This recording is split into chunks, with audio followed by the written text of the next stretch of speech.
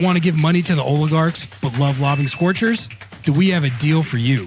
MLS Season Pass is back on Apple TV with access to every single MLS match, including Leagues Cup and the entire Audi MLS Cup playoffs with no blackouts. It's not just the games, you get total access to the pre- and post-match MLS 360 whip-around show in both English and Spanish, and get live look-ins and highlights from around the league, as well as full match replays and recaps. Now, you can support our show by visiting lobbingscorchers.com/Apple TV to purchase your subscription and support our show. lobbingscorchers.com/Apple TV. Please, don't let the oligarchs win. The moose is loose. And no, Ari is not scamming you right now. He's actually loose. I'm not a telemarketer, but I do have a headset on. Welcome in to another post-game live, a belated post-game live. And it's a dub stream, Noah. We actually, for the second time in 2025, have a W to break down. So I'm looking forward to this belated post-game show and the dub pod that we'll have coming out about this game. The Seattle Sounders 1-0 winners at FC Dallas, a badly needed psychological boost during a challenging start to the season. The vibes, I wouldn't say they are salvaged entirely, but they're certainly a lot better. The Moose gets the game winner in the first half. Pedro de la Vega played soccer and he looked awesome to me. He actually was the impetus behind that goal, that game-winning goal. We're going to talk about that, and really kind of just bask in the second W of the season. We're going to play the pressers, which I actually didn't get to see them last night. The reason this is coming to you guys late is because I'm with my family celebrating Passover, and I'm a bad Jew, Noah, because people were asking under the lights if we were going to do the post game live like normal, and I was like, oh yeah, well, I just forgot that I was leaving for Passover entirely. That's okay. So I give you the pass as a non-Jewish person. I give you. If you got issues with that, you're anti-Semitic. So there we go. Watch out. Watch it. But yeah, no, this was a good dub, and I guess the first thing I wanted to talk about before we watch these pressers, and then we're going to take some calls later. If you want to lay down some takes with us, we're going to do that. But I wanted to just talk about this dub and this performance from the Sounders a little bit before we get to all that. And I guess before I give my takes, Noah, how are you feeling coming off that 1-0 dub at Toyota Stadium? It felt great. It felt kind of like, it was a gritty win that was needed, and frankly, like, the people who needed to performed, and the people who didn't perform, I mean, they just didn't perform, but it was fine. Like, I think that's kind of where we're at, right? Like, we're waiting for pieces to come back, we're waiting for everything to kind of fall into place, and this is the kind of results that you need. Like, it wasn't pretty. I'm not going to sit here and say, like, wow, that was the best soccer that I've seen the Sounders play, but it doesn't really matter. They won, and they won away, which is a big deal. Yeah, sometimes you have a 1-0 where you don't deserve it, where the other team has you under the ropes the entire game. You poach a lucky or a fluke goal and then just absorb pressure the rest of the way, and you win, but it's not really much that you can take solace in if you're struggling. But I didn't think this game was like that at all. I thought Seattle was mostly, honestly, on the front foot for the majority of this game, which was good to see. I mean, I think you're right. It definitely was not like a virtuoso performance, but when you're on the road, especially against an opponent where you struggle historically, like there's no style points. I don't think this is the. I'm not saying you can formulate this conclusion yet, but this is the type of win that good teams do get. So you got to give Seattle credit for that. Matt Sexton already coming in with the $5 super chat. Appreciate you, man. All proceeds from today's show's super chats should go towards a Moose jersey for Noah. Yeah, I mean, that's actually good. Thank you, Matt, for the support and for the segue into the first thing that I wanted to talk about, which is, I wanted to go through the reasons that people are going to say that this doesn't count, because that's you were already seeing it. You were already seeing the people with their agendas talking about how this win doesn't count, it doesn't matter, it doesn't mean anything. So the first talking point there is that So Noah, the Moose goal doesn't count because it was like a rebound goal. So and he was Of wide course. open. So that doesn't. So I just want to say this was actually a great play. I really liked this goal. This was a great play by both De La Vega and by Moose. First of all, it was great to see De La Vega. Those distance shots, man, he's pretty money on those. Like that was an insane shot, to be honest. Like FC Dallas did give him. You can't give him that much space. Clearly, we're Yeah. learning that about him. You can't give him that much space as they gave him out there. So he hits a great shot. Unlucky, and it dings off the post. But this Moose goal does count. It does count because, well, first of all, I don't know if you guys, you anti-Moose people out there, realize this, but when he scored that, Seattle was given a goal on the scoreboard. So and it counts towards their season total, and they won the game because of it. So so it did count. But I did want to credit Moose for a couple things here, which is that number one, Noah, he stayed the fuck on side. When On this goal, he did. well, that's what I'm saying though. Like, it's not even just Moose. Like, God knows the Seattle Sounders have had what 3 or 4 goals at this point this year where it wouldn't have been that hard for like the offside was unnecessary, you know? Yeah. And like on a rebound goal like that, where the poacher or the rebounder is like all alone, I the first place my mind goes is like that's gonna be offside. I was first of all surprised to see that the flag didn't come up on the field like live, and they were celebrating, but I don't know the way things have been going. I was like, that's not going to stand. There's no way that he stayed onside there. And then they played the replay, and he was very onside. It wasn't even like a question. No, And it was good positioning. Yeah, exactly. It was good positioning. He did the exact. That's exactly what the striker needs to do in that situation. 1, stay onside. 2, as soon as you see the shot go off, like you're running for that exact situation. He did that, and then it becomes a pretty easy finish, and you get the goal out of it. So credit to Moose for that. Great play by Moose. Great play by De La Vega, and I think it was a just reward for how they had been playing. And I'll be honest, I was watching this on my phone in my living room in my family's living room in Eugene, so I couldn't really see all that well what was going on, but I could see enough to see that was a great play by De La Vega and a great play by Moose. Listen, MLS is best watched, consumed on an Apple iPhone registered trademark of Apple TV MLS Season Pass, right, Ari? Okay, that's the best way to experience soccer. But listen, it's my turn to credit Daniel Musovski, the greatest soccer player that's ever existed on the planet. Frankly, I've never said a bad word about him in my life. In fact, I'm just going to take the credit for our title, which was we need to start Danny Musovski. And look what happens when you start Danny Musovski. You win. Agreed with that the whole time. Yeah, exactly. I did. There was never any pushback on that, and I was always in agreement with you. But to be completely honest with you, like I do think that he played well in this game. Like I do think that he did exactly what he needed to do, which was stay out of the way, stay in his position, and play well. And like to the point that you've made often, which is like he has good positioning. He does. Like he is good at being in the place that he needs to be. He is offsides all the time. That is like you can't miss as many sitters as he's missed if you're not in good position. Well, sure. And like that and that's absolutely true. And my criticism too is like maybe his positioning could be better and his finishing could be better. But like at the end of the day, the way that this team is structured, like that still gives Pedro de la Vega opportunities to go and rip a shot off like he did. It gives opportunities for, Jesus Ferreira to not shoot on goal, but potentially if he ever wants to. And, I think that that's like, if you don't have Jordan, it's not a perfect substitution, but like it's definitely serviceable. And I think he should be starting going forward as long as Jordan is injured. But he was on the bench for this game.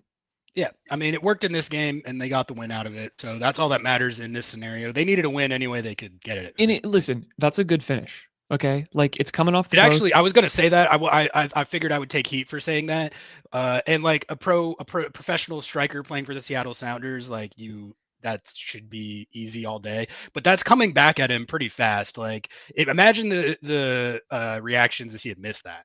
So well, yeah, that's exactly it. Like, and he did score another goal Yeah, Jake that was mentioned that called in chat, offside. and I don't know. I couldn't again watching on my phone, but I don't think he was offside. He was it was pretty close. I don't think he was off. But regardless, like that It's still is the good to see. performance that you want. That's exactly where Jesus Ferreira needed to be, like playing in the same positioning as Moose to be successful. But like I said, like he's regardless of Daniel Musovski's actual talent, like he's serviceable in that position. That doesn't mean we shouldn't upgrade, but you know what I mean? Like it's fine. It's fine. Yeah. And honestly, he's gotten better. Like I have to say, like watching him play in the first few matches made me want to never watch soccer again.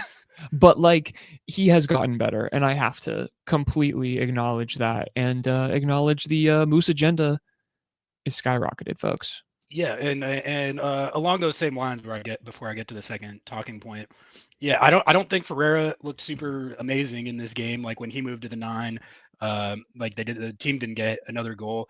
But my thing is that I've just been wanting to see progress with his integration, regardless of where he's playing. Tell me if you disagree. I felt like it looked better. Like he actually had a couple shots, and Yeah, they were I mean, it finding was him fine. on the runs he was making instead of not that. And he didn't get a goal, but he had a couple of actual dangerous sequences that were a improvement from what we have been seeing with him on this team.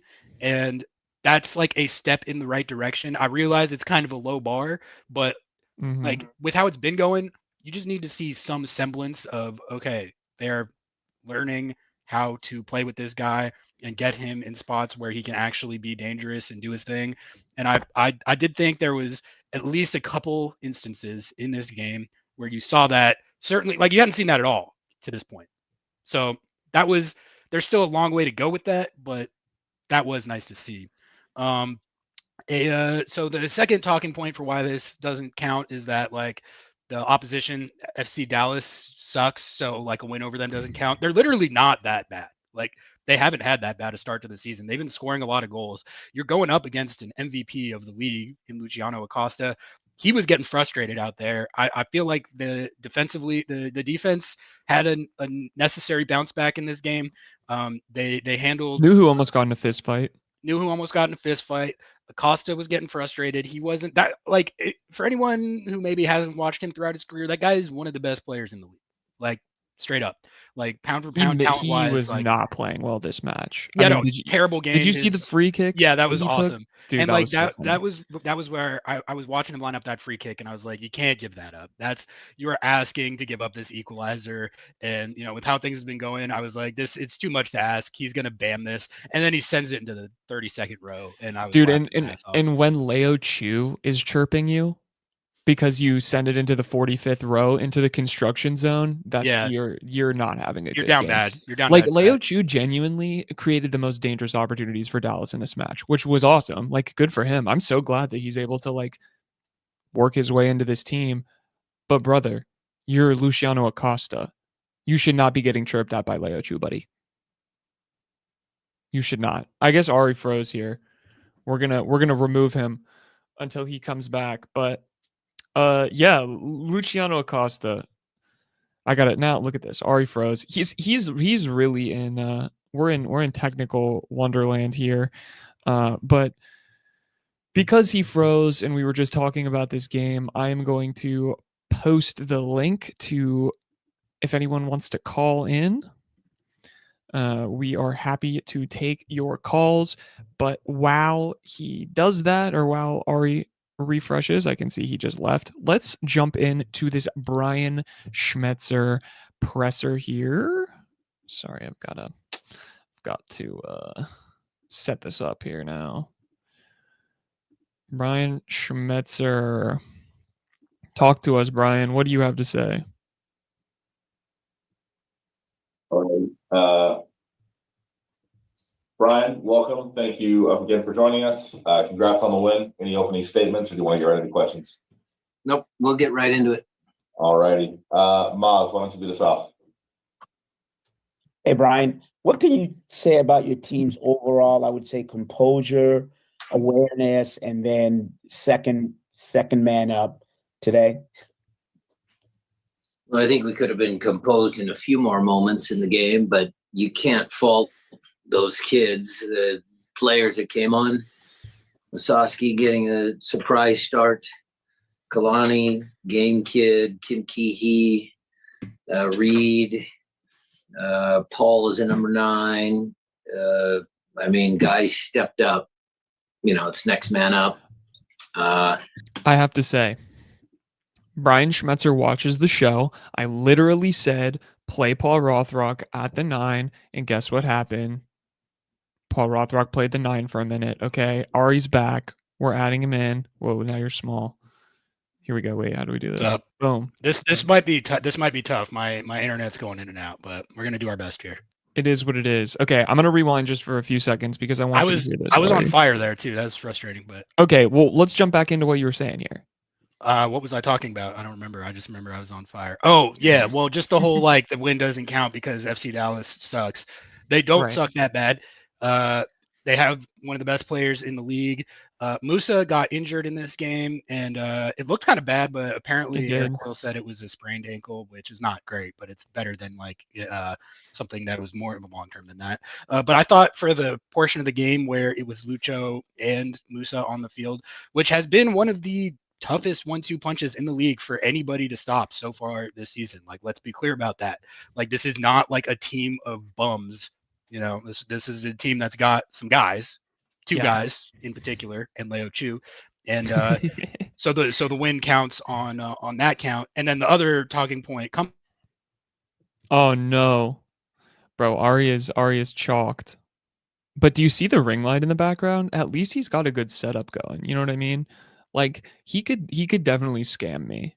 You know what I mean? Looking that good with the ring light, with everything. He's got to look at. You can even see the picture of him in the background. Do you see him in the top corner there? That's what's up. But bro is cooking too. This is what happens. All right, back to the presser here while we wait for Ari again. Maybe he should just call in on his phone. I'm gonna text him that. Call in on your phone.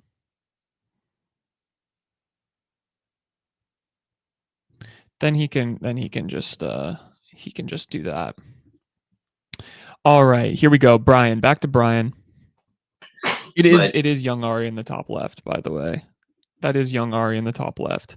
I'm going to hit some comments here too. Y'all need to start throwing out some wild tactical advice and see if he tries it. Honestly, I don't think he actually listens to what we have to say, but welcome back, Ari. Just play the presser. I'm not going to cook again. Just play the presser. Okay. Yeah, you cooked too hot. You burned your entire I'm torching my Wi-Fi from how good my takes are. Sorry. But, with a little more composure, maybe let's came on. We'll go back. This was Maz's question initially, because we love I haven't watched this, so we're starting again. Hey, Brian, what can you say about your team's overall, I would say, composure, awareness, and then second man up today? Well, I think we could have been composed in a few more moments in the game, but you can't fault those kids, the players that came on. Wasowski getting a surprise start. Kalani, Game Kid, Kim Kee-hee, Reed, Paul is in number 9. Did you hear that, Ari? Paul is a number 9? Yeah, we were advocating for that. He watches the show. Brian, listen, you watch the show, just hire us on. Us on. I'll coach. Dude, I'm telling you, both of us make like just hire us on. We could probably share one normal coach salary. You know what I'm saying? Like, we'd be fine with that. I'm in for that. Yeah. I mean, guys stepped up. It's next man up. But with a little more composure, maybe we could have got that second goal and would have made life a little bit easier for us. But we're not complaining by any stretch of the imagination, Moz. We're really happy with the 3 points, and shut up. Just real quickly, there was a point in the 68th minute to about the 74th minute where the game got there were multiple yellows going on there. And that's what I was saying about composure of your team. Look, Nuhu's foul there was a little reckless, but he stood up for himself on the corner kicks, all that sort of stuff. We had some guys on some yellows that, were able to play still and keep their composure. We out-fouled them, Maz. according to MLS, 20 to 14 or something like that, which is not necessarily always the case with our team. I love duels, fouls. You can kind He of does go love tip duels. over the cliff edge of, but they were good. Team never quits. Thanks. Yeah, Evans, go ahead. Thanks. Congratulations on the win, Brian. Can you talk a little bit more about Musovski? Why was that a surprise win or a surprise start for him? And then his performance today.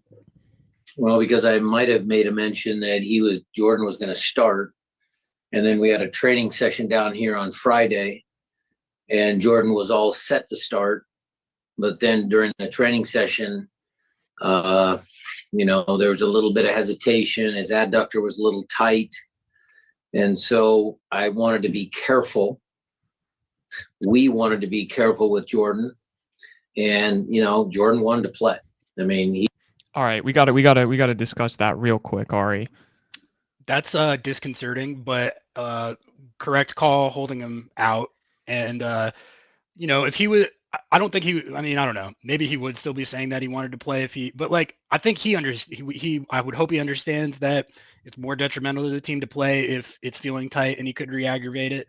So definitely not what you want to hear, but at least they were able to hold him out and get the win. And hopefully now he'll be able to get a little extra rest, be ready to go. That's all we can it definitely scares me though, just considering knowing what the way that they handle injuries is oh no, it's just a small little training thing. It was just tight. Did he just re-injure it at training is my question. Is that, that's where my head immediately goes. Yeah, and it's hard for your head not to go there. But if what Schmetz is saying is accurate and it was just a little minor tightness and uncertainty, then hopefully that means that he's not going to be at risk to re-aggravate it if he rests a little more. Yeah. Back to Brian Schmetzer, friend of the pod. He was ready to go, but we shut him down because he's an important player. And Musovski came on and scored the winning goal and did a lot of other good things. He just wanted to try our tactic. Was that an injury for him to sub off, or what was the? For Musovski? Yeah. No, just cramps because he worked that hard. Yeah. And then also, just what did you see from Ferreira? Jesus just being down there. This is the first time that he's, returned home. Can you kind of talk about what you saw from him from afar, and then, as far as getting into the game and being in the environment? There was pressure on him because he was going back home. I think he handled that very well. There was press obligations, there was family obligations, there were friends that were all wanted a piece of him, but he was very composed, calm before the game. We'd have a discussion about, tuning things out. And I think he did a good job. I think he liked that left pocket. I think he likes that. He liked playing there, and I thought he was effective. Nico Moreno, go ahead. Thank you, Brian. Congratulations on the win. Wanted to get your take on, this 3-game stretch away. I mean, you get 4 out of 9. It feels like a good overall result. Just, your take on where you sit right now after those 3 away games. Well, win, loss, draw, 4 points. Okay, yeah, maybe you could say it's a positive in MLS because it's hard to win on the road. But, look, against San Jose, the draw, I think we had large parts of the game. Certainly San Diego was a thud. But, we could have maybe stolen some points in San Jose. And 2 quick short ones. Pedro coming back, his performance, and then what do you know about Jackson Reagan, injury? Jackson Reagan is a right hamstring, and Pedro was great. I mean, not just because he, got the assist on Musovski's. All right. Ari's crashing out. Ari's going to throw his headset across the room after you hang up on him because you wouldn't buy his car insurance. He needs to call you for your extended warranty, and that extended warranty is on Jackson Reagan's hamstring. No, I mean, it's just another hamstring is it's a temple massager, Noah. It's a temple massager. Listen, we have we have a injury list longer than a roster right now. Like, not even joking. Not even joking. But someone brings it up here. Jake says, I don't know why Reagan started. Keehee should have started. Well, he's going to be starting now. Do you think that that's a fine trade-off? I mean, it's one of those things where once the injury happens, it's easy to say in hindsight. Jackson's been very durable, starts every game for this team. So I would have been more surprised to see Kim Keehee starting this game. Same. But I mean, it's just like too much to ask, I guess, to get through one of these games without another hammy. But I was hoping that he was cramping like you said Moose was, but I guess not. Yeah. Do you feel like the bringing on, like, is Kim a fair enough and quality enough replacement for Jackson? I think is what I'm thinking about. Because like for me, I'm like, all right, that's fine. You know, here's something what Dusty Potatoes saying here as well, with how well the backline play with Kim on. I'm not really worried about Reagan being out for a while. Yeah, I mean, we're just gonna have to see the answer to that, I guess. I tend to think that, I mean, we've watched Kim Keehee play a lot of soccer, and he's a very good MLS center back. He's 35, but 35 for a CB is not like talk to Brad Evans about that. Yeah. I mean, like, I'm not super worried about Kim Keehee. I agree with Dusty that it seemed like the defense was fine after he came on. So I guess there's a possibility that it's a huge drop off, but from the first impressions of it, it didn't look like the drop off was going to be like team ruining or anything. Well, and I think, you know, we've been critical of Jackson over the past few, I don't know, weeks. I think really weeks, but, you know, people have been bringing up the concern over months. So while you don't ever want to see him go out with injury, I think it does give an opportunity for someone, you know, like, is it Snyder Brunel who's the... No, Stu Hawks. Stu Hawk, that's right. Yeah. You know, this might give an opportunity for Stu Hawk to get some minutes. I would love that. I've been wanting to. I mean, the thing with Stu Hawks is he's it looks like he weighs about 110 pounds, which for an MLS CB, like, I think realistically to be a week in, week out player in MLS, he still needs to bulk up. But internally, they think, like, I mean, I can tell you, they think extremely highly of him. They think that he is a bona fide future MLS starter. So maybe we will get to see. I would just want to see him. Maybe they could get up a few goals in one of these games and just like throw him out there for the last few minutes, like, because I just want to see it, because the way they talk about him, he's insanely good. I'm surprised that he didn't play in that LA game, the LAFC game. Yeah, but you know, whatever. That's where I'm at with that. It's not a long-term strategy, but Reagan needed to regroup and apparently get some rest. That's a wash now, guaranteed to get rest now. And then also, Reagan hasn't been playing well since Schmetz took away his camp cupcake. He's had like a handful of CB errors this season. I do think, like, I don't want to be a prisoner to recency bias. Like, he was a Defender of the Year finalist last year. He had a great year last year. So should have won, because the guy who won is not a defender. Yeah, like he could have been Defender of the Year last year. So should have been. I'm not gonna condemn him as a player for a bit of a rough start to this season, but now we're gonna see how it works with Kim Keehee as the first choice CB, harkening back like it's 2019. We're back, and listen, you know what happened in 2019? Exactly. Just saying.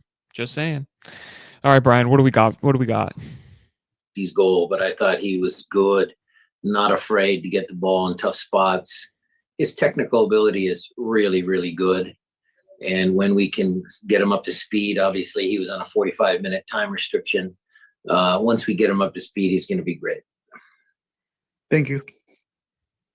Felipe McKenna, go ahead. Thank you, Matt. Coach Brian, congratulations on the win. You just talked about the balance of this series of 3 games. But my question to you is, due to the circumstances you had, players that have been able to play due to injury, but at the same time, you had the opportunity to see other players, like today's game, you end up playing with both Bakers and Danny Leiva and Obed and all these younger players that you have in your squad. Yeah, if you want to talk about the young guys, we've done a good job developing talent for now many years. Cody Baker was very good when he came on. Reed had a good performance. I think Obed has been steady. I think he had a good game today. There was lots of positives. Kim Key coming on. He hadn't had a lot of game time, and so it was good. Next man up. Alrighty, next. Reminder, if you'd like to ask a question or a follow-up, please use the hand raise function in Zoom. We'll go to Nico and Toon next before circling back for some follow-ups. Nico, go ahead.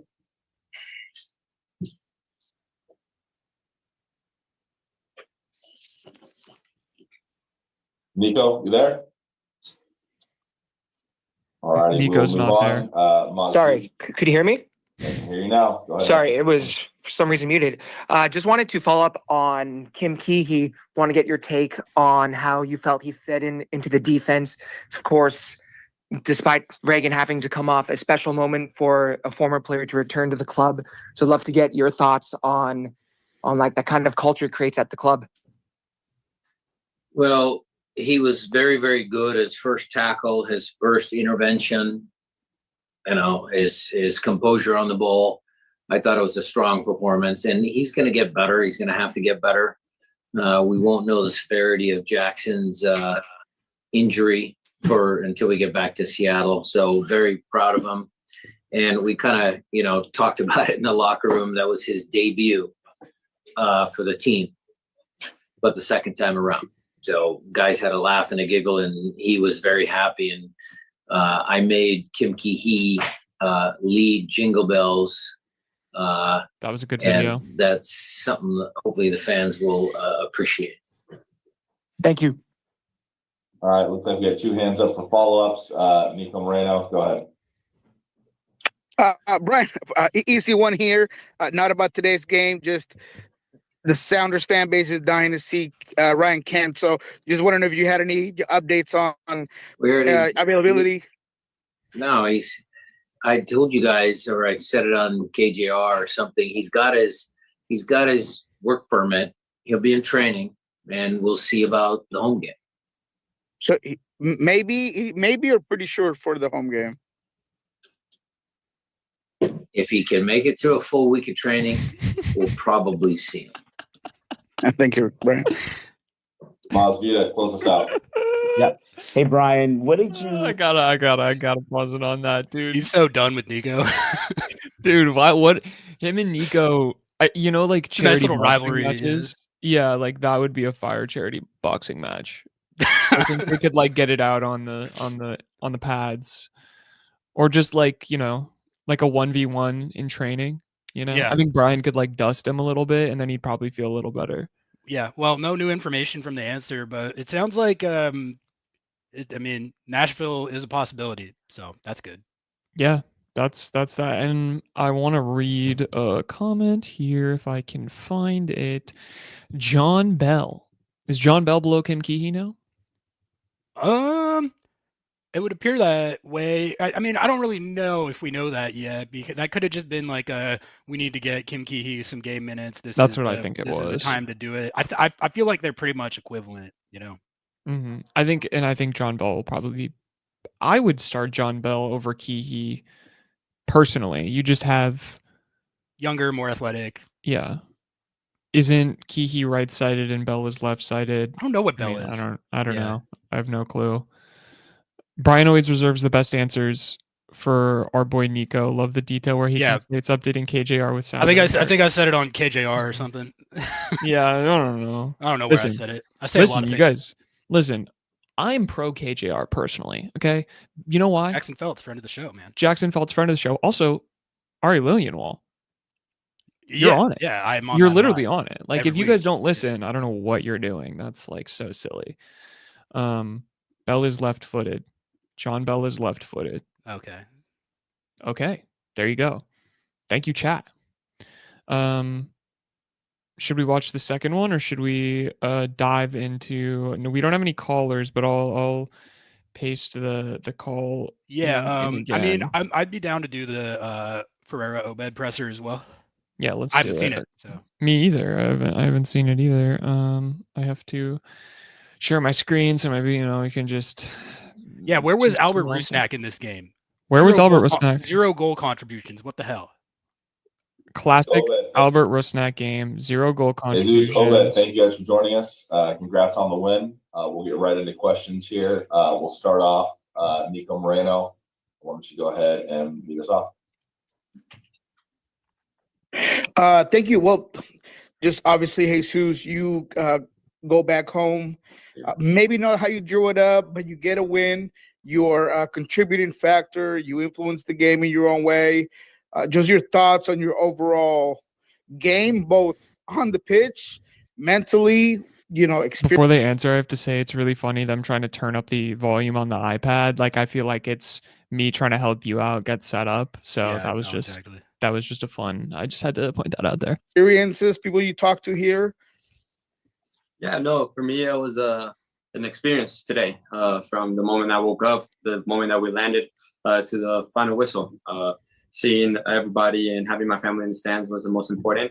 And on top of for the game, these are the games that are exciting. These are the games that you have to be tuned in all 90 minutes, because one step up and it can cost us 3 points. And so I think the team got well prepared during the week. We knew that we needed to get 3 points, and where else to get them here in Dallas? A team that has been pulling out points, a team that is individually and collectively good, that's going to set us up. And so we all know that this was a huge 3 points for us, and hopefully it can carry. Bro, he's low-key glazing Dallas. What's up with that?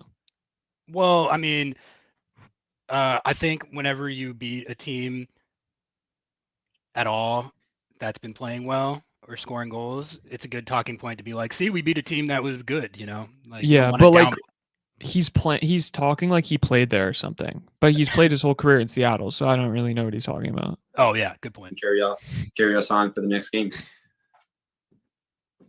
All right, Masvita, why don't you go ahead and go next? Yeah. Hey, Obed. You and Kristen both had really good looks that were near goals.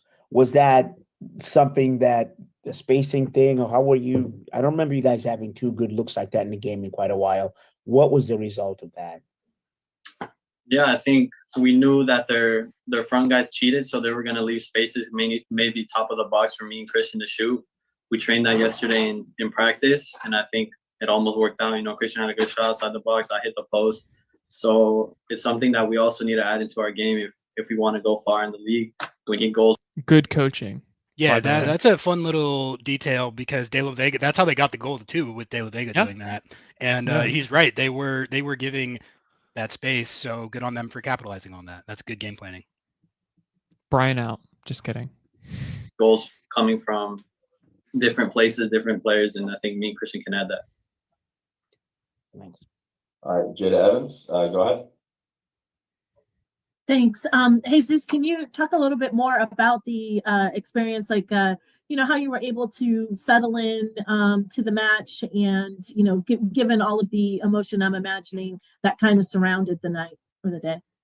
Yeah, I think first I was a professional in terms of I have the team first, and so for me, my main focus was coming in here and making sure that I was tuned in. I know that there's a lot of distractions, a lot of family, a lot of friends.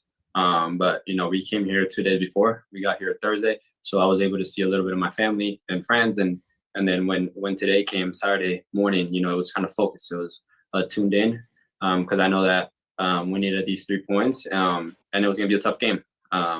So it was more of a mental side, and making sure that I was well prepared for the game, and making sure that I can be the best version possible. I think it's still adapting to the guys. I think that there's still a few plays where we might be missing communication or the connection, but we can see that and in the individual side of things, we are all going to grind for each other, and we're all going to try to make the right plays to get the dub.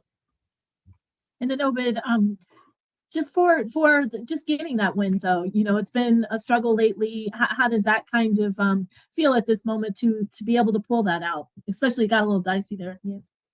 Yeah, this is huge for us. We needed a win. especially after the run of form we've been in. But we knew maybe it didn't have to be as beautiful as, maybe we wanted. It was going to be hard. It was going to be scrappy. But sometimes those are the best kind of wins because it unites the group. We're all working for each other. Those last few minutes was a lot of defending, a lot of running. And I think the group's stuck together. And 3 points in the bag. So it's going to help us gain momentum for the next games. Felipe Miquela, go ahead. Thank you, Matt. La pregunta es para cualquiera de los dos. ¿Me pudieran dar My su question is for you balance de two. estos tres? Should I just live translate with my elementary school Spanish here, Ari? I mean, if you can. No, I'm not that de good. casa fue un empate, You're playing una derrota y el triunfo del día de in hoy. your ¿Y cómo house. los pone esto para regresar a casa aquí al Lumen Field? Gracias. What's the difference between Sí, creo que es difícil, especialmente en esta playing, liga, ganar I fuera de don't know, casa. something about Entonces, poder playing at home versus playing somewhere else, but you know. sacar Okay, so the Spanish 4 puntos de version 9, of the same tenemos question. que ver lo positivo. Vemos lo positivo, regresamos a casa, practicamos lo que tenemos que practicar y vuelta a casa, que es lo más importante. Creo que el equipo se unió, sabemos que no es fácil ganar afuera de casa o sacar. Yeah, I also think he was asking like what's the difference between like here and Lumen and like being back here and like Dude, that stadium on the broadcast, man, looks like the MLS is back tournament. Dude, I know. I was like, this is giving COVID. I want to. This is serving COVID. I want to clarify though. People were like clowning on them for like doing that because they can't like fill it or whatever. That's not why they're doing that. It's construction. A lot of confidence. Yeah, it is construction. Jesus, just this is the win that feels like you could definitely spark the team in the right direction. Does it feel like it could spark you individually? Today you played in that right pocket. You played at the 9 position. Do you feel like this performance today can spark you into being even better than you were today? Yeah, no, for sure. I think that it gives me a lot of confidence that the coaches believe in me to be able to play all those positions. And for me, the biggest thing is to help the team. And so you'll see me running on the right pocket. You'll see me running on top. I'm going to always be running for the team. And if it helps me, he is good at running. My team got my back, the players got my back, that the coaching staff got my back. And I said it earlier in the week, that's the most important. That's who fuels me up. Obviously, besides my family, that's the people who I need to trust. And hopefully, I've been talking to Obed, who's my roommate, all the time. I'm like, hey, today needs to be the day that I score. And so, I'm looking forward to it. I'm waiting. I'm training every day to score the goal, and I'm excited for the day to come. But it's also with patience. It's also knowing that things will come. God will put it in my way, and so whenever the moment is, just to make sure that I take it. And so, God hasn't been very good to him then. Not yet. Not yet. All right, looks like we have one more hand up. So Masvida, why don't you close us out? Yeah, hey, Jesus, this is kind of a similar question. I'm just going to take it a step back. Why were you able to find those pockets? Is it now your familiarity? I know you talked about the teammates have your back, but from a schematic point, is that now you're able to flow and there's chemistry building with your teammates? No, I think that the way that we are shaped, the personnel that we have, obviously in today's game we had Pedro out wide, who we all know who is very skillful on 1v1. So having him out wide created some space for the midfield. And so me being in the other pocket, being patient, I think that's one of the key things. It was just not so much following the ball and following the play, but knowing that my teammates know that I'm just going to be patient and stay in the pocket and wait for it. I think that, the final ball from me could improve, but that will come with time. I'm getting used to getting the ball in those pockets facing forward. And I think that's what, time does. Now having this is week 7 games in. And so having time with the guys and knowing my movement and me having the same synchronization and timing is gonna come together. And we kind of see it a little bit today, but from time to time, day by day, is gonna get better, and hopefully we can get it down. Thank you. Woohoo! That was Jesus Ferreira and Obed Vargas, and Ari is here with no camera. no mic, just a black screen. So I'm taking him off. But that's okay because we have a caller here. If you want to call in, I'm going to paste the link in the chat here really quick. Henry, give us a thumbs up if you're ready to come on. Boom. Welcome to the stage. Henry, how we doing? Not bad. How you doing today? Listen, it's sunny. I can see the sun outside of my window, so it's a good day. Ari is, struggling with tech, so it's also just another day in Lobbing Scorchers world. That does sound like Lobbing Scorchers, doesn't it? Exactly. Well, how did you feel about this game? This is what I'm going to say. How did you feel last night? Like pure reaction, and then how are you feeling today? Pure reaction. I felt really good about a few situations. The number one thing I felt good about was that De La Vega was finding spaces that felt like he was confident in. He wasn't like trying too hard. He was finding positions that felt like he could have opportunities instead of necessities. I agree with that. I thought he played really well. Like I thought he's been playing with confidence more. He's been playing a little bit more structured too, in a way. Like I think he's not so chicken with your head cut off type of vibes, which is good for him. But man, did you think he had a shot like that in his bag, like a left-footed, like kind of leaning back, just banger? Well, we've seen that shot already this season in CCL, haven't we? That's true. We've seen that from him. We've seen that from Obed. We've seen that from players like Christian and Joao Paulo whenever he's on the field, right? That's true. I have been wanting Obed to get higher. Yes. He is a really good player moving into that attacking zone. He's really great on those transitional moments. What were your downsides to this match? I think, the number one thing I have to say is I think De La Vega last night proved that Ferreira can't be our 9. Because we are playing our best when we have a player like Masovsky, but mostly like Morris, actually forcing that back line back and actually making space for our creators to tuck into it, for Rusnak to move up, for De La Vega to push into it, and even for Obed to move into it, who's becoming a really good creator. Yeah, that's where I'm at with the whole thing. Like, I think I posted this. I was like, in a full healthy lineup, I don't even think Ferreira starts. Because if you have Ryan Kent and all of this stuff, it's like, whew. That is probably true. And also there's the caveat of a full healthy lineup and Seattle Sounders feels like opposite points. That's too much to ask. That's not asking for you can't ask for everything here. Exactly. But yeah, I mean, that's an interesting point, is like, let's say that they are, completely healthy. Like, where does he fit into the lineup? He has to have someone to take the heat off of him is the number one thing. He needs a player like Jordan Morris, or at some cases, a player like Manungu as well, that just takes the defense, pushes them to the side, and lets him facilitate other movements. He needs players playing off of him. He can't be the primary force up top. He needs to be the secondary. Yeah, Reese brings this up because this is a brigader. Ferrari starts over Rusnak. I really don't see it that way. I don't think that he's going to start over Rusnak. I also don't think he's going to start over Rusnak because our primary strategy is still Rusnak to Morris, and I don't think anything changes from that, right? No, and I think that he is a better distributor in that space than Ferreira. Like, I don't think that it's necessarily that Ferreira is bad in that space, but like, I think it's pretty proven that, Rusnak knows how to kind of tempo that game for Jordan, for other players that are already on this roster. And like him or not, he's incredibly effective in MLS. Like, record-breaking season for himself last year. Absolutely.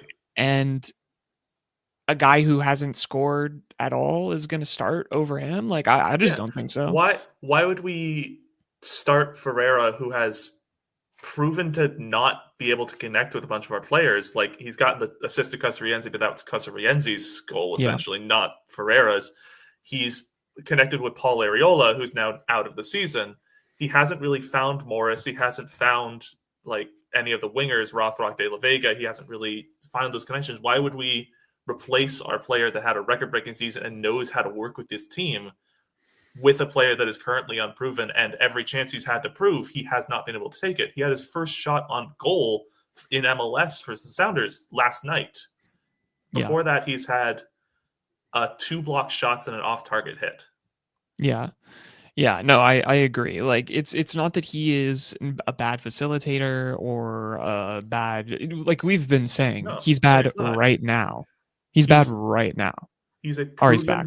He's a proven good player. Hey Ari, how you doing? Hey, long-time listener of the show. Thanks for taking my call. It's a great show. Yeah, absolutely. How can we help you today? Yeah, exactly. I'm selling insurance actually. So you guys... Actually, I need a refund, okay, on my Lobbing Scorchers baseball hat, okay? It had a stitching error. We're gonna see, like, clearly the situation with my internet right now is it's gonna be back and forth. So this is all good. Content. We're holding it down. Yeah. Yeah. But I hope we're you just talking could about hear. Ferrer as a facilitator. Ferrer as a facilitator. I mean, that's what he's the best moments he's had so far are in that role. I was listening to the like discourse on him starting versus Rusnak. I just don't think that's the decision that is gonna come up. Like, I think in situations where Rusnak is injured, like right now, you're gonna see him at the 10. When Rusnak is healthy, you're either gonna see him playing as the second striker off Jordan when he's healthy, which I think that was the original idea. And then I've liked how he's looked in those wide pockets at times. Like, I think there's genuinely been some good moments with that. Yes. He has a lot of ability to create and move and make those simple passes and dump deep into those open zones.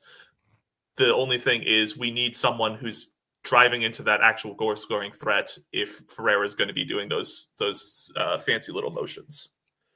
Yeah, I completely agree. Is there anything else that you wanted to hit on? Any Ballard FC news? Ballard FC season starting up. Salmon Bay FC has a new game coming up against Spokane Zephyr, which is incredibly exciting. Oh yeah, cross I saw Washington that matchup. Yeah, should be rocked. fantastic. Can't wait for these seasons to start. Are you excited for the Junction Ballard game? A straight fist fight of two heavyweights. I play in a pub league in Seattle that has a lot of Ballard fans and a lot of Junction fans, so I'm very excited for all of the banter on and off the field. It's going to be sick. We're going to be at that game, so if you're there, yeah, absolutely. See you there. Yeah. Well, thank you. Oh, I was going to say, do you have anything else that you wanted to add about this game? Anything else? No, I'm set. I know we won the game, and that's a breath of fresh air, which is an unfortunate statement to make. It does feel like a weight has come off a little bit. Like, I feel good about this. Like, I was like, it was a good dub. It was a good dub. It was a good dub. Yeah. We did everything we needed to do. Yeah. Yes. Thank you so much, Henry. We appreciate you calling in. We'll see you soon. Have a good day. All right. We have one more caller, but Ari, anything you want to hit before we bring on more pyro, more sounders? I think. No, I'll bring them on. I mean, who knows how long I'll be here. There we go. Bringing on more pyro, more sounders. If you want to unmute, check in. You're on. How's it going? We won a game. We Let's won go. a game. Yeah. We actually won. No, it's I don't know. It's good to see, but to be honest, it was pretty boring. If I'm being honest, like I was just at a friend's house drinking a few beers, hanging back watching the game, and like it was mostly making jokes about other things while the Sounders play on the screen. There wasn't too much going on. You can't. Games like that are the kind of gutsy performances that we need if we're going to be this like seemingly mid this whole season. Those gutsy performances are what we'll need, but it definitely wasn't the most exciting of wins. And I'm also pissed off that Musovski stole 2 goals off of other Sounders, but whatever. It was the type of win or result, I guess, that they were able to get a lot last year when times were with personnel, which can be effective, and it's what they need to be doing right now with the injuries. But I think you're right. It's not necessarily the most exciting, but that's just the reality of the situation that they're in right now. My hope would be that with Ryan Kent in the mix, De La Vega getting healthier, and Morris coming back, it can start to look like a little more dynamic. But that game, certainly, I would not describe as that. Yeah, I'm not putting that game on for a first-time watcher. Like, oh my god, you have to see this team, dude. Like, yeah, dude, you have to see this holy shit. Yeah, I don't know. I have a personal like vendetta against Danny Musovsky. I'm sure he's a great man, but I just Get in line, buddy. Get in he's line. like Okay, get in line. he's the sounder that I'd say I'm the most apathetic towards. Like, I don't hate the man, but I've never seen him get paid to do anything but sit on the bench and miss. So seeing him score this season has been pretty good, but like that was I wish Pedro had just put that an inch to the left and that was in. Oh yeah. Maybe this is what gets Moose going a little bit because Yeah, for as exactly. Right? frustrating. Like maybe people like calling him mid like he really is right now and telling him like, yo, you need to step the fuck up is gonna work because Yeah. I have a lot of people who are pissed at Craig Weibel for like, oh my god, you've brought in all this RSL like scraps over the past couple years and shit like that. And then my friend said to me the other day, like, there's bringing in RSL trash, and then there's bringing in people that can't score at San Jose. He did score at San Jose last year. No. Like he scored some goals, but there's a reason that San Jose didn't keep him. And picking up San Jose's scraps, I just hope he can get going because he was on LAFC though before this. He was on. I think he meant RSL. I always forget that. Yeah. Oh, he was on RSL and then LAFC. I don't think he was on San Jose. I see what you're saying. Regardless. Yeah. I think with Moose,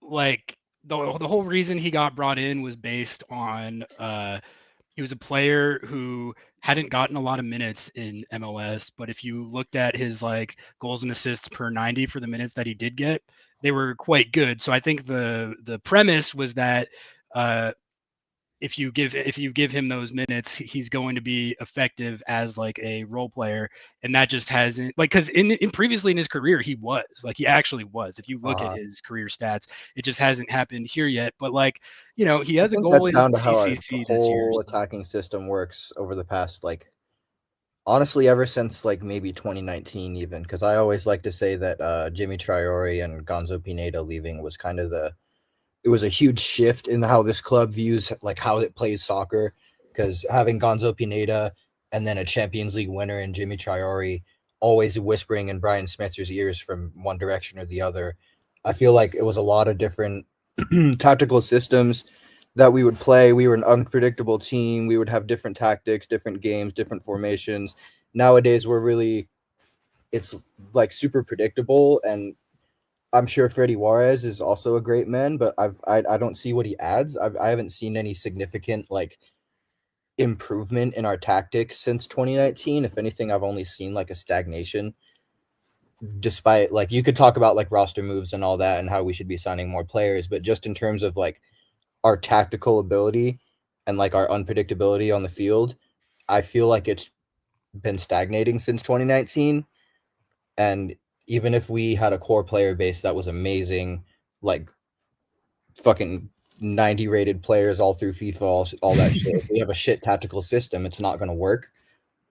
And I don't think it's shit, but I think under Jimmy Traore and Gonzo Pineda, there was a lot more unpredictability and fluidness and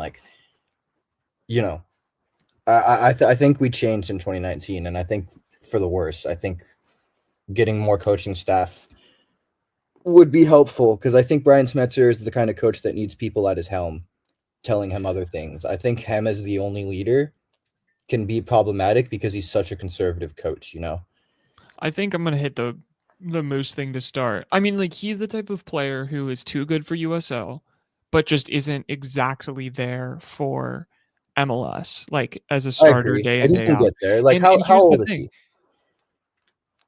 I have no clue.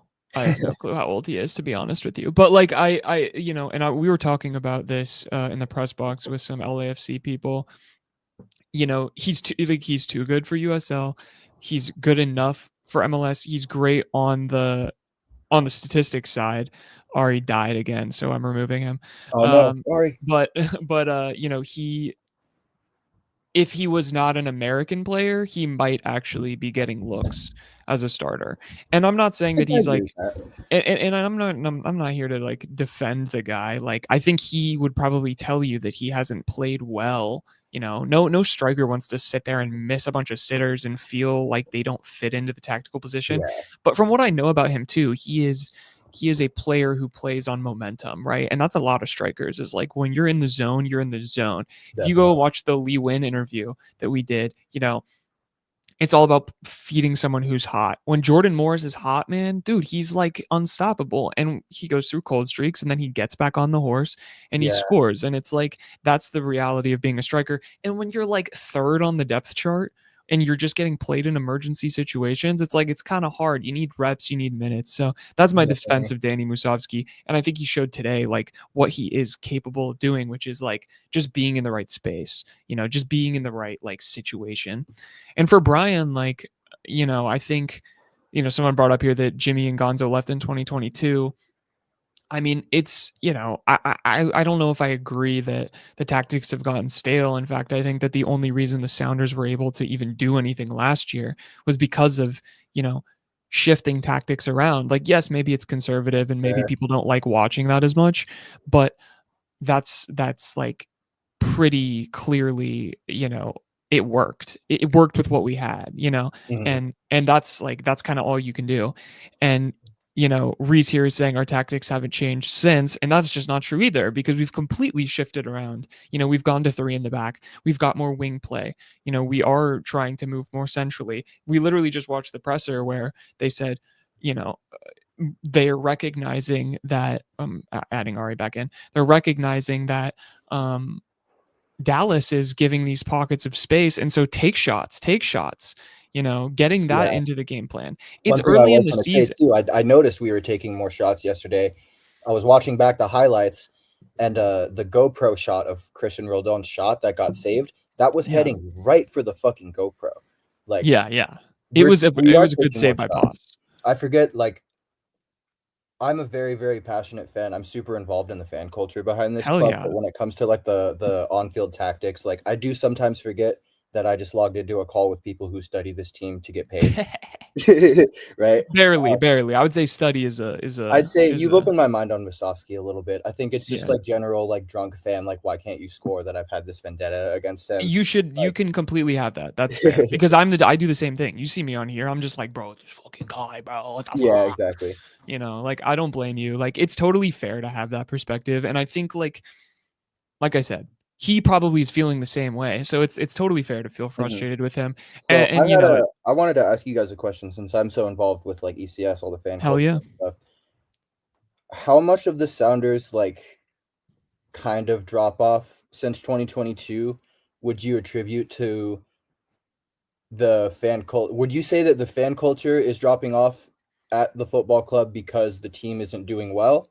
Or would you say that the team isn't doing well because the fan culture is starting to drop off? I think it's hard to say. Like, here's what I would say. I don't think the team is doing poorly. I mean, I don't think a run to the Western Conference Final with like, I would agree. With for that. What? Jump in, Ari. You go first. I think it's to do with the results on the field. Like, if this team was balling week in, week out, scoring a ton of goals and up and competing for the Shield, I think the energy in the fan base would be way different. I think the thing that's made it take a downturn is the fact that, I mean, last year the season started off really poorly and it was boring. That's the main thing. It was boring. It was boring soccer. People got a little bit disinterested, and they brought it back. To be fair, and it was a good run. They had a good run, but I don't think that it fully brought the vibes back. I think if you get this team playing at closer to a 2 points per game pace, winning, contending, and playing entertaining ball week in, week out, like the vibes will be better. That's what he was going to say. For sure. I can tell he's dropping off. It's all good. Yeah, but I mean, I'll add on to what he was saying is like, also, I'm going to say, like, the ticket prices are fucking ridiculous nowadays, right? Yeah, like, for what you're getting. And I will say, like, I know that that's something that they know. And, like, there is, they do the free ticket thing. They're getting people in the stands. The Houston game, dude, that was rocking. There was, like, a good amount of people there. Like, so many people at, like, the March to the Match and all that stuff that were like, it's my first time here. Do you have a song card? Like, it was really cool. And, I think what I was going to say, as someone who has never turned a match off early, never left a game early, only missed 3 home games since 2020. Hell like yeah. I think that it's a mix of the team starting to drop off a little bit and play more boring, but it's mostly the ownership starting to prioritize profit over growing the fan culture in Seattle. And I think that started way before 2022. I think that probably started way even before 2019, if we're being honest. But I think something that this club has always prided itself of is being the model for how to develop a soccer fan culture in a United States city. Mm-hmm. And now we're kind of the model for how to make money off of a soccer culture in a city. Absolutely. And a big problem of that is because we're pricing so many people out, who gets to attend Sounders games the most? Middle class white families. I grew up in South Seattle.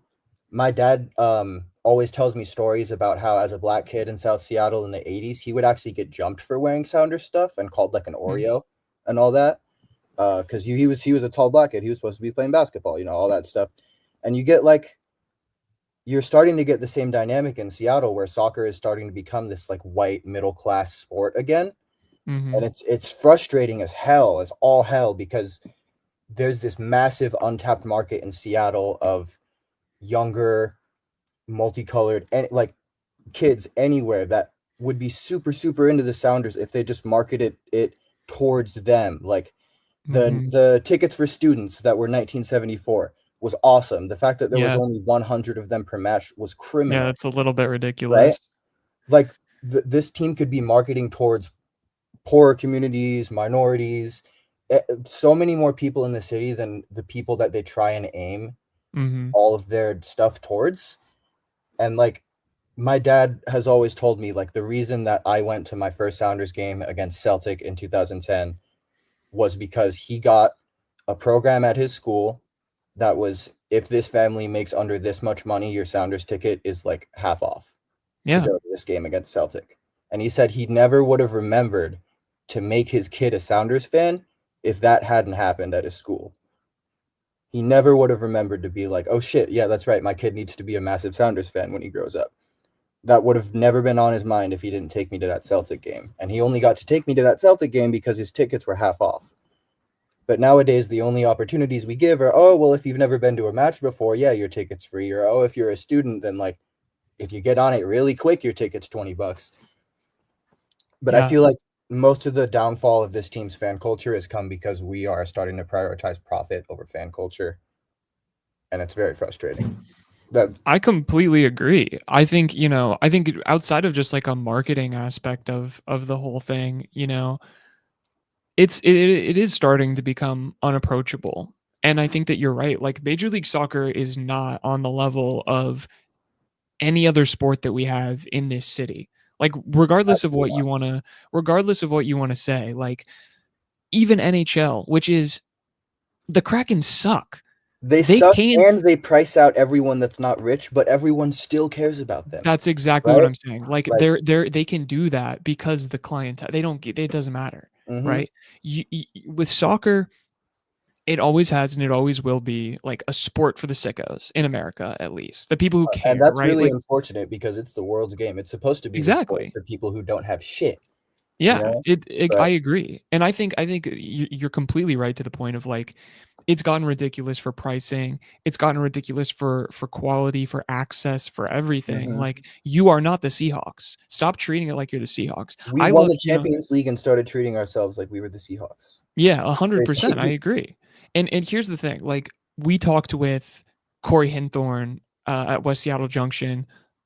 That's a plug, but also I want to say because I'm a Ballard FC fan, but go on. Respect.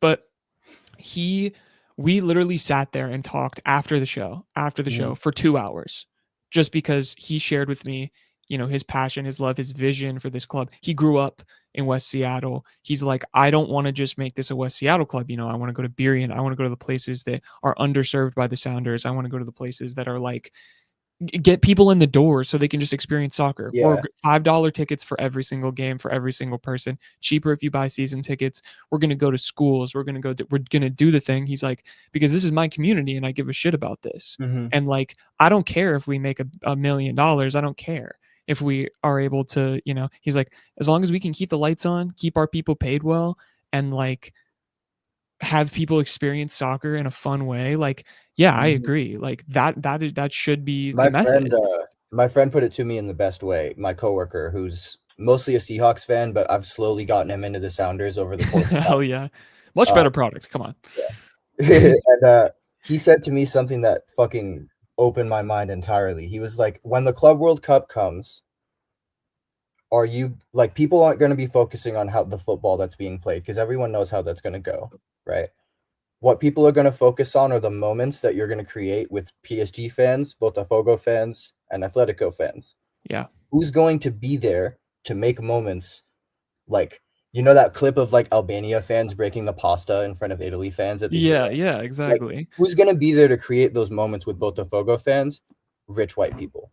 Because Yeah. that's the only people that can buy those tickets. And not necessarily white. I'm going more into race, but just in general, you're getting priced out of these Club World Cup games. The only people that can show up is if you're a sicko, is if you Yeah. fucking paid $400 to make it to 2 of those games, right? Like me. That's ridiculous. And the moments that are going to get created with those fans, they aren't going to be there. Like, imagine, how Seattle has a car culture and like there's all these kids fucking drifting around cars and everyone gets Right. like, imagine if we got like Botafogo fans involved in that after a Sounders game.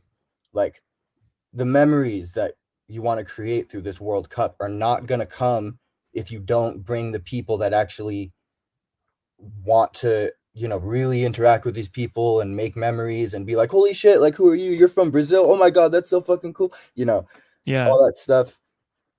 I feel like the only people that are going to get to show up to those Club World Cup games are people that pay a ton of money and then aren't really going to have all that after game stuff to go mingle with Botafogo fans and Atletico fans, like maybe a little bit, but the World Cup is about moments and fan interaction. Yeah. We're not going to get a lot of that at the Club World Cup with all the prices of these games right now.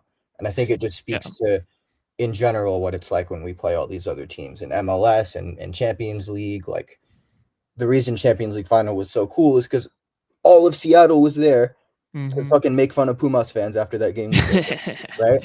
Yeah. Like, well, and even just meeting Pumas fans, like I was at the game in the stands in the like the Hawks Nest or whatever, and I was literally just surrounded by Pumas fans, and we were just buying each other beers and like hanging out, dude. and like whether making it's hate connections. or love, like you want those moments with other Yeah, fans. that's the best. That is the best sports moment I will ever remember in my life. Is like just being able to be at that game, celebrate that. Like, yeah, it felt like a whole moment. It was not just that day. It was the night before. Having drinks with people who were coming into town for this event, going to the event, and then like just after that, the whole tour that they did with the trophy, right? Like, it was everywhere. You could just go and see it. It was not like you're open. It not was gonna part of the get things community. like that in the Club World Cup, but the extent to which it's going to happen is way, way, way smaller than like what it could be, what this World Cup could mean for Seattle. Because I talk about like, when the actual nations like World Cup in 26 comes to Seattle, we're getting 7 games. So that's besides the US, because we play a group stage game, that's 13 different countries descending on the city of Seattle, all their people, all their fans, all their most passionate motherfuckers to come in this city and have a good time. And it's going to be the same thing. We're going to get Urawa Red Diamonds fans. We're going to get Inter fans. We're going to get River Plate. We're going to get PSG, Atletico, Botafogo fans in this city. And who's going to be there to mingle with them? Only if you paid $400. Yeah. Yeah. It's just sad. And to be fair, that's also like, I don't want to say that that's the Sounders' fault, like the ticket prices, because it's not. They're not setting ticket prices. That's FIFA. But regardless, I think you can talk about the outside thing, right? Like, if you're going to look at a funnel, the people who are going to pay to go watch those teams at those prices are probably going for the other teams. They're going to watch PSG. They live in Seattle and they're going to watch PSG play in a competitive game. They don't give a shit about the Sounders. Yeah. The reality is like you were saying, I think that the focus has gone away from how do we get every single person in Seattle to this game? Yeah, I You know, think the how do we get focus is people in more, Yak? how do we get all these season ticket holders to keep coming back? They don't care about they don't care about the average season ticket holder. Let's be real. Yeah. They fired every single one of their season ticket holder reps. When I was a Mhm. season ticket holder last year, you know how many reps I had? 5 different reps. And they wouldn't tell me. Jesus. They wouldn't tell me. I And stopped then they carrying raised my season ticket tickets in prices. 2022, and I only had 1 rep the whole time. Yeah, and I canceled them this past season because they wanted to raise it 20%.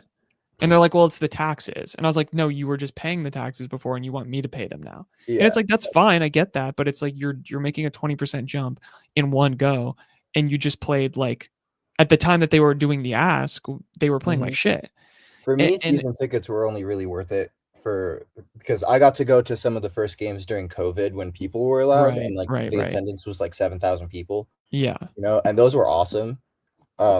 But after COVID ended and the prices started getting hiked again, I was like, well, what's really the point in having these? You know, like I Right. buy like I'm on the ECS like Discord and stuff like that. So I usually just get a $20, $25 ticket off of someone Yeah. who's not going to the game pretty much every match day, and it's a foolproof way. I don't need season tickets. I'm pretty much paying the exact same amount over the Well, course of the year. it's so funny too because like I know, I mean I don't know, I can't say who's said this to me, but I know for a fact that a lot of the games, because they do ticket buybacks, the Sounders do, right? Most of those games they're just losing money because they can't sell those tickets Mhm. because there's, you know, it's criminal that LAFC game where it was 2 rotated ass teams is going to be one of the most expensive games period the Yeah, entire dude. season. That's As so proud as I stupid. am over that win, like, yeah, those are such rotated teams, you know? And I don't know. There's so much bullshit with like absolutely. Listen, we live in a capitalist ass. We talk about this on the podcast. Like we Yeah, live I in a could bring this capitalist into a ass. whole thing about politics, but I'm Sure, just but it's focusing on the Sounders. yeah, Like, but it's like I think that they have pushed short-term gains in the monetary side and the business side, and they've gutted what made them so special. And like I Mhm. said, it doesn't matter. You're not the Seahawks, and I'm sorry, you're not gonna get there. Not in the next 10 years. The World Cup's not gonna fix it. The Club World Mhm. Cup's not gonna fix it. That's just the reality, right? Like there's an appetite, but there is a cap. Like I talk about it because this podcast is a business, right? Like we have a cap on the amount of Sounders fans that are gonna listen to us. And Mhm. it's like the only way that grows is if the sport grows and whatever. And it's like, that's fine. We're cool with that. We just want to make the coolest show possible. And like, if we make some money, we make some money. That's awesome. I understand you're a business. You can't do that. But the reality is they're now losing money. Yeah. Like they are, you can look at the margins and say like, you're losing money because people aren't sitting in the seats and you're And you would losing be vibes. making more money simply by trying to draw more people than just middle-class Seattleites, you know? Yeah. Like When's middle the to upper last class time the whole Seattleites. upper deck was open? Why are they not? Arthur Blank. Here's a My perfect friend talks example. about this all the fucking time. Yeah, Here's yeah, a go on, perfect go on. example. Arthur Blank, the world's richest, I mean, not the world's richest, but like the richest owner in Major League Soccer, a baron, one of the barons of American whatever. Playoffs come, right? Dog Yeah. shit team. Team's playing horrible, fire their coach. They have to play messy. They have to do whatever. They got to do all of this stuff. You know what they do? They open up the whole fucking stadium and they just sell tickets for like nothing. They give away Literally. tickets. They give away thousands of tickets And because guess they what? The understand. atmosphere was amazing. Yeah, they understand that if you give away those tickets, those are going to be second, third, fourth time consumers, Yep. but the atmosphere has to be good. The soccer has to be good. All of that. But it's like, yeah, I think there is some point to say, and I think players would even say it's like it's harder to play in a full sold out Lumen than it is to play Mhm. It's harder to play in a in 20,000. 50,000 seat Lumen than a 30,000 seat Lumen. Like Yeah. the upper deck, one, like you could be getting more employment off of having people working in the upper deck, even if there's not that many people up there. Like you could be selling more tickets in the upper deck. At this point, I don't even care if you open the whole upper deck and it's like half full for most games. Like Lumen Field is designed so that the sound on the upper deck and the lower deck gets reflected back on the field. But if there's no one on the upper deck, then it's just it's still a big cauldron. It's still reflecting noise back at the field, but it's nowhere near as effective as if there's people up there. I remember I heard like Pumas's coach talking about like, oh, I never thought about like the fact that this stadium is actually designed to reflect noise back at you. Like Yeah. it's kind of intimidating. I could barely talk to my players on the sideline. I can't imagine what it's like on the field. Well, yeah, it's like that's why the Seahawks had such a home field advantage, right? Because it Mhm. doesn't matter how shit they are, that stadium is full, right? And that's a whole other thing. That's a whole other thing. That's not even in the And conversation. it's But because the it's like, Seahawks have penetrated like like below the middle class in Seattle. They've penetrated that too. well, I'm sorry, Yeah. most of the people there are not from Seattle. Yeah, that's true. Have you been too. to a Seattle? Like, if you go to a Seahawks game, it's dude. They just got. They literally they take all of Eastern Washington. They pick them up in a crane. Let's and take drop Eastern them. Washington and Yeah. push it somewhere else. Yeah, that's basically. But here's the thing. Here's what I'll say. Yakima, huge market. Mm-hmm. Lots of Latino people, like lower and middle class people out there. My dad grew up in Yakima. That is a soccer city. Like, And who do they have? they don't have a team, right? Exactly. But I remember for a while the Sounders were doing buses. They were doing buses from Yakima to Seattle, included with your ticket or something like that. Or maybe ECS was doing it or something. I Do can't you remember remember. when that stopped? I don't remember. That's Maybe fine. they still do it. I don't know. But it's like Just that's fact the that they type of don't thing. anymore is like, yeah, that's. You need to do that. So, like you're saying, give away tickets to kids, give away tickets to families. Just it doesn't matter. $5, $10, who cares? If you're filling the seats, who cares, right? Like Mhm. it's what does it matter? But why don't you close us out here? Give us your final take. This has honestly been one of my favorite conversations I've had on I this show. I appreciate have that. to say. I realize I kind of strayed off from the actual match itself. No, we're here Yeah. for it. We're here to talk anything. In conclusion, I'd say the game against Dallas was boring but necessary. We really need to figure out how to shoot on goal more. And I hope Ryan Kent helps with that as much as a Celtic fan as I am. And I think we should. Yeah, have I know, gone me too. after- I'm like, come on, bro. I like Celtic. I think we should have gone after Kyogo Furuhashi because he's really unhappy at Rennes, personally.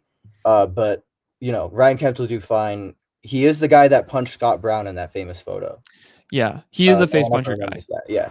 But no, Ryan Kent should be cool. I think I'm glad we're adding to our attack. I think we need to add more. I think that was a gutsy win, but we need to be able to have a more effective attack.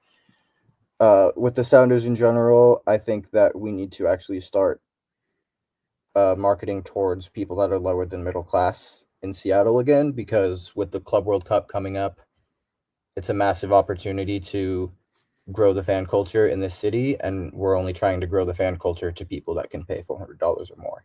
And I agree with you, it's and indicative I'm of going to how be the Sounders honest. are going as a whole. I'm going to be honest. Middle class people are more likely to churn than people who are really like bought in because they feel like the club is bought into them. So exactly. That's what I'll say. Thank you so much. More Pyro, more Sounders. We appreciate you calling in. Seriously, Of course, this was man. a Sorry great to take up so conversation, much of your man. time. No. No need to be sorry. Appreciate you. Ari is here, but he's got no camera. I tried to get him to call in. We got Caleb on the call. If you want to give us a thumbs up, I see you. If you want to hop in here, we can get you on. Caleb, are you ready? Give us a thumbs up. Hold up here. Okay, we do have Ari. Ari's back. Okay, I see Caleb. Last, but I want to say, Pyro, that was a really good call. Love that discussion. That was good stuff. There we go. All right, we're adding Caleb on. Hey, Caleb. Sorry, we got you on now. How we doing, man? Good evening, Lobbing Scorchers, or good afternoon, or good morning. To the great Lobbing Scorchers. I would like to say that this win yesterday was a big definitive, piece of an answer that shows why we are what we are. And I've said this since the beginning of the season that there's only two big major things that we need to defeat. That one, we have to win at RSL, and two, we have to beat Portland at home. Those two main pillars are something that Mr. Craig Weibel should have had that initiative, but no, being the successor of Garth Lagerwey, which I don't know if you guys knew that Mr. Weibel did work for a racist, and Mr. Deloy Hansen and Real Salt Lake for 5 years and destroyed us basically like righteously at the hands of that helm. but it's like this win really does define something that we needed in a different way that helps a lot of Sounders fan have absolution. And I still will say it, and I've said it as in the comments as I have been chirping. We still have what it takes to win the Club World Cup, but let's just not be selective asses about it and just just be like, hey, let's just dump it in here and then boom, let's just say, and then leave. And then let's just say just give mediocrity to the rest of the fans. But I'll digress and I'll let you ask some questions. No, I love your take about the Club World Cup. That's top 5 in the comments. Like, keep lobbing that, because I had my CCC take and it was looking hot. So maybe we can take that energy and put it into the Club World Cup. And if we win, bro, oh my god. I mean, no one can say shit if we win. I would say if they even get close to winning, that's one of the biggest stories in MLS history, is it not? Yeah, gotta be. If they don't get grouped, that's a huge story. It absolutely. I mean, when I say this in a way that trust me, the Club World Cup, and especially in the format that it's in right now, this works hella in our favor more than let the Europeans bitch about the freaking summer that they have to that they want to have time off. This is our chance, because when in MLS do we ever get a chance to actually have something in our favor for once? True. We have bitched about it so many times. I've seen Hercules Gomez. I've seen the great so-called MLS pundits, as you could say, as you so put it. They've been begging for a chance for their club for any club to have such righteous glory in just wanting to have a great narrative of being our club is set on some kind of ambition, and we have we have the cojones to compete. But then when it's the Seattle Sounders, they're like, it's you guys.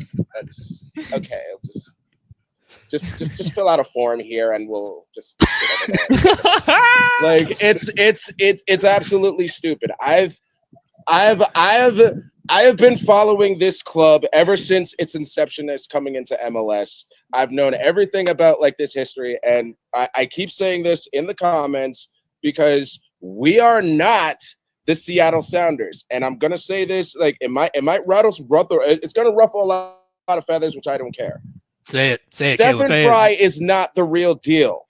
I don't care what you say. He is tied with Nick Rimando with MLS Cups. He is tied with Nick Rimando for MLS Cups for 2. So there's and Nick Rimando has successfully beaten his ass at RSL.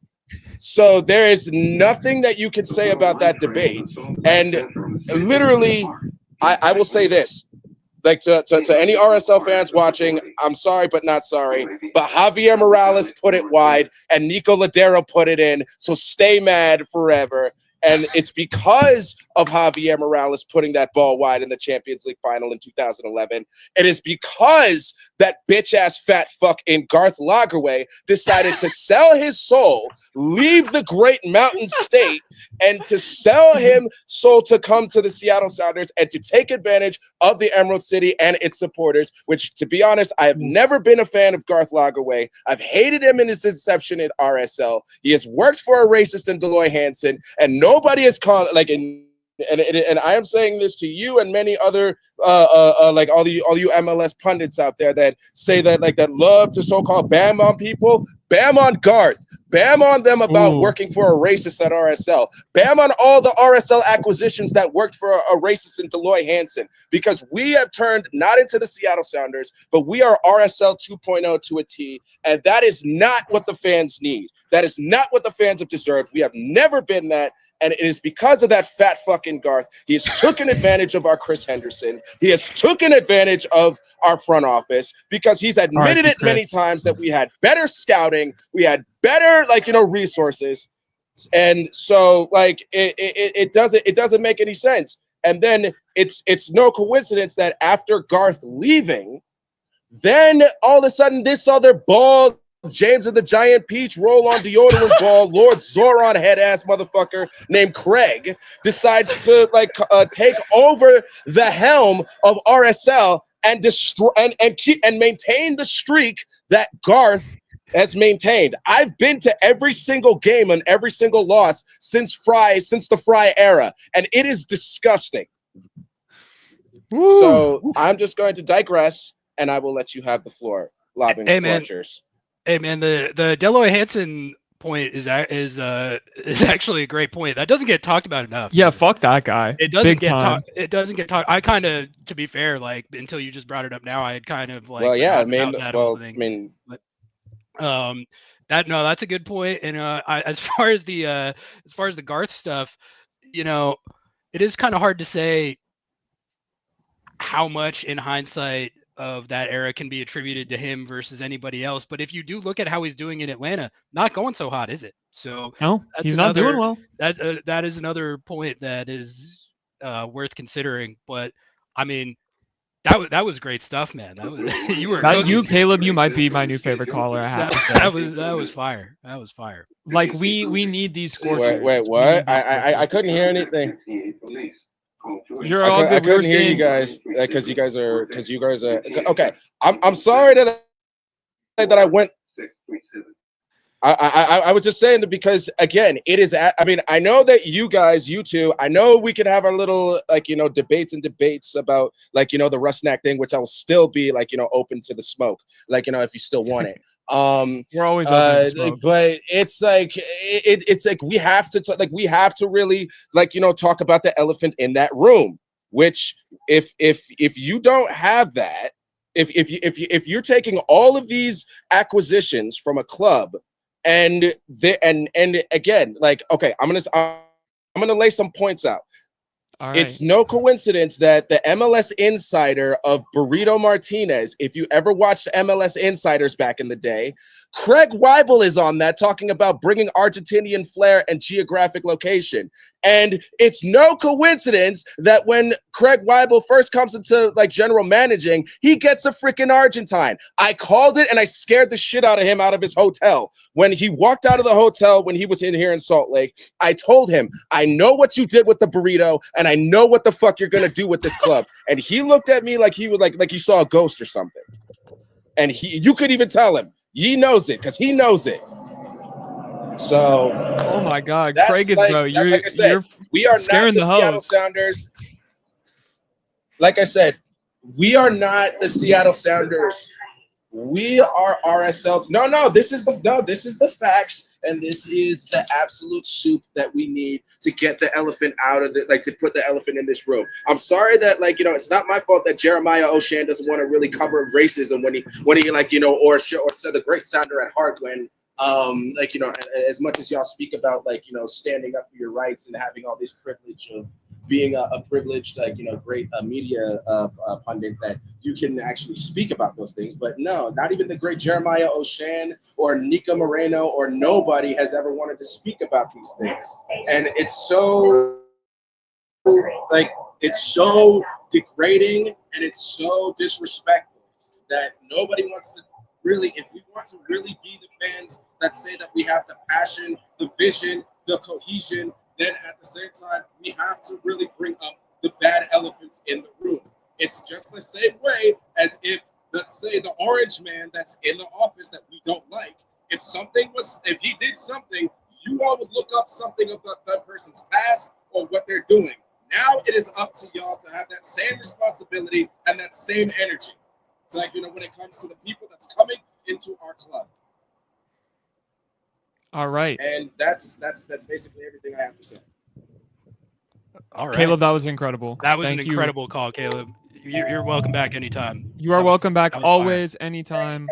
That was genuinely good. And honestly, it was a good reminder because that dude fucking sucks. So I think he's got in America First Field is the worst ever. He's got to be the worst owner in MLS history by I would not be mad if he should be hit by a bus. I've been here. I've watched this thing since the Fry era. I've been here since like I said, if this whole thing we have literally have these losses, and I'm gonna tell you a little dark secret. You want to know what Mr. Weibel has done? Mr. Weibel has literally cut, because there are so many freaking RSL fans that still want to beat his ass into the ground, because he was responsible for cutting the RSL legend Javier Morales. There was a contract where there was a certain amount of starts that was supposed to re-trigger an extension clause, but Mr. Weibel made forcefully and made sure to tell the front office to not start Javi to trigger that clause. And Well, maybe they he should have done that with screwed that Morris, I legend guess. over. And the RSL fans have felt the shame, the moping, and that is the same thing that has happened to Nicolas Ladero. Ooh. It is the same treatment, the whole thing of 5 years that Mr. Weibel was doing that he was doing here with his work here in Salt Lake. This was just basically the pregame of what you see now. This was just basically the prototype testing before the big COVID testing, before the big CDC COVID test, whatever, that comes into your city, because this is Blueprint City FC. I tell people this is Blueprint City FC because this is very low market. You can do whatever you want here in Salt Lake. And back in the day under Deloitte, you can do that. And also, Mr. Weibel was responsible for cutting all 5 general managers. All 5 coaches that has literally single-handedly beaten the shit out of Stephen Fry and Brian Schmetzer in the whole Fry era. There's 5 RSL coaches in the whole decade of the Fry era that has beaten the shit out of that man and has made that man's a-hole look worse than what Mr. Wallace got in Pulp Fiction by those police. I am sorry to say that, but that is the Quentin Tarantino worst things I have to witness, and it is not fair to the fans that you were taken advantage of because of Garth's loss at Champions League. So again, any Sounders fan want to try to debate me saying that these things are great and that how much ambition and how much of a team that we have, that come see me, because y'all can't handle the fact that we basically took all these racists in and that they have not even spoken about that. They have not even said not even one peep, not even one little squeal about saying yes, we did something in the past that was wrong, but we want to rectify it and actually make it up.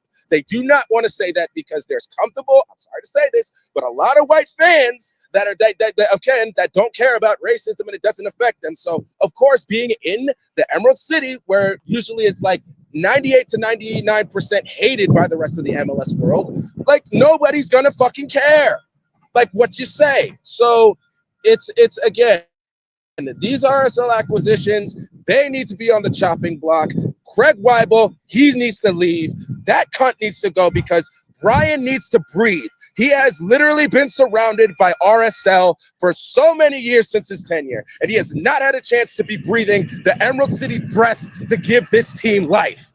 And I end my statement, and I will see you later. Happy Sunday. Let's go, Sounders. Goddamn, let's get the 3rd trophy, and let's get a fucking MLS Cup. God bless America and the fucking Seattle Sounders. Let's go, Caleb. Let's go, Caleb. Thank you for calling in. Thank you, Thank Caleb. you for calling in. Wow. That was incredible. That was genuinely probably the best call we've ever had, to be honest. We had the best call, and then we had the best call. Yeah, no, that was fire, and the one before that from Pyro was great too. I love the discussion that you guys were having. I wish my internet was working today, but yeah, no, great calls today, guys. Seriously, there's some been. That was blazing hot. That was we don't even need a blazing hot coach presser. We have it right there. Yeah. We had Craig out, Fry out, Garth out, RSL out. Basically, all yeah. of them. I think, Yeah. No, that was incredible. That was incredible. I need a moment to process. Yeah, that's where I'm at right now. Banger episode so far. You're damn right. Well, I don't think we're ever gonna upstage that with anything else. So should we come to a close here? Yeah, let's do it. We don't have anyone in the queue, and yeah. Anything else you want to add about the the 3rd chip that's incoming? I'm sorry. I would run through a building if I got that speech. from Caleb. If Caleb, like, if I would run through a damn wall, man. Every part of it was like it like hit its apex, and then the conclusion was just, oh my god. That's what we need on this show. You know, we're here to hear you. Yeah. Let you speak your piece. It's none of our business. You tell us what you think, and we're here for it. That was incredible.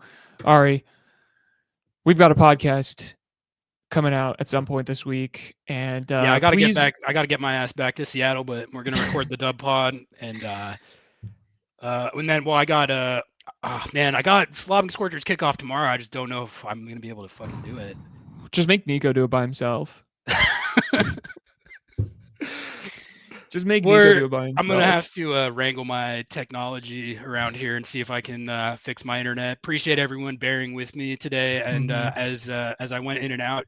And Noah, thank you for of course running the ship while I went in and out. Of course. Well, like the video, please, because this was probably the biggest Scorcher we've ever had. This. People need to watch this. This needs to get pushed in the algo. People need to know. Everyone in chat, like the video right now. Like the video right now. Yeah, we can do that, but we can't watch highlights together. Correct. That's the MLS oligarchy. We can say whatever we want about people, but they're not going to copyright strike that. They will not copyright strike that. In fact, they can't. We own that. Well, we don't own that, but like we own the content. We don't own the tape. First Amendment. Damn right, brother. God bless America. Don't you hear it? Yeah, that is what we got. Like the video. Someone was like I wonder, like Caleb was just on the bus right there. Like, imagine being on the bus and you get that speech. That would be incredible, dude. If I'm sitting next to him, I'm nodding along. I'm getting in on that. I'm not gonna lie. I'm like, dude, tell me about it. I'm ready to run through a wall. I'm ready to. That's what I'm saying. I'm about to go literally get off this call. I'm about to get off stream, sprint through my bathroom door into the wall. Yeah. Yeah. Exactly. Well, chat, thank you so much for watching. If you want to become a YouTube member, we've been putting up exclusive content on that. You can also use emotes like Fern Tree and others have been using in the chat. We've got a bunch of Sounders players on there and ourselves yelling and screaming. Yeah, we've been doing a bunch of exclusive content. I did an interview with Femi. Oh yeah, everyone watched that. The Houston Dynamo. It was really fun. He's a player who I watched when I was in college, and he does YouTube videos as well, and is like such a cool dude. He also gave us an insight into Nico Ladero, so you should go watch it. That's at the end of the video, so watch the whole video. Thank you guys for watching. Ari, do you want to close us out here? Thank you all for tuning in. Good to do a W stream for the second time this year. Excited to lay down the dub pod. Excited to get back to Seattle, and I feel like I got a little bit. The results have been going so poorly that it makes it more of a drag to do the content sometimes, because you're like, that's. But now they got a dub. Maybe they got some momentum. De La Vega's ostensibly back. Ferreira looked a little better. Moose got a goal. So things are. I'm cautiously optimistic that things are looking up. Yeah, I agree. And fuck that racist guy. Fuck Dalo Hansen. Yeah, exactly. Thanks for watching, y'all. We'll see you later. Peace.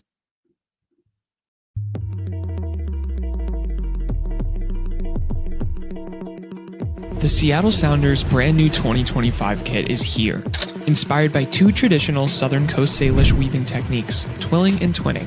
These techniques, passed down through generations, honor the resilience, deep-rooted ties, and creativity that define the cultural fabric of this region. The striking deep blue jersey will be worn by the Sounders for the next 2 seasons to honor the club's deep connection with the Puget Sound and shared responsibility as stewards of the greater Salish Sea watershed. Backing up that commitment, the Seattle Sounders will donate up to $50,000 to benefit community charities around the Puget Sound region. To get your very own Salish Sea kit, visit lobbingscorchers.com/kit. That's lobbingscorchers.com/KIT.